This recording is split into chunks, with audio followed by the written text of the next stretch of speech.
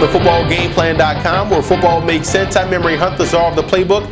Bring you a catfans.com Sam Houston State game of the week as they take on the Texas A&M Aggies. So let's look at the Bearcats in this ball game, and you look at their secondary right away. They can't get caught looking in the backfield versus Texas A&M. We know Johnny Manziel does a great job of extending plays with his legs, and the receivers do a great job of just continuing to go downfield. You can't get caught looking, otherwise you can find yourself behind 7-0 right away.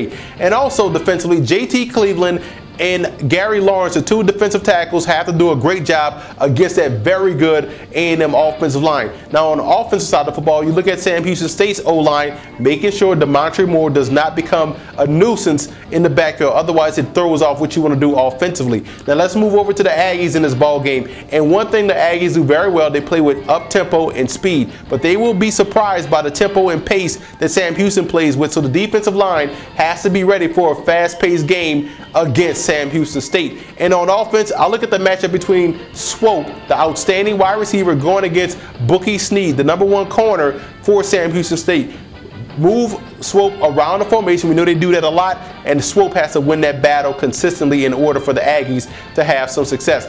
Big game right here. Like I mentioned before, Sam Houston State's high up-tempo style of offense is outstanding, is impressive. It could shock the Aggies, but I think Texas A&M wins this ball game on the strength of both sides of the line of scrimmage. Their offensive line is huge and talented, and their defensive line is nasty and aggressive, and I think both will play a key catalyst in winning versus Sam Houston State.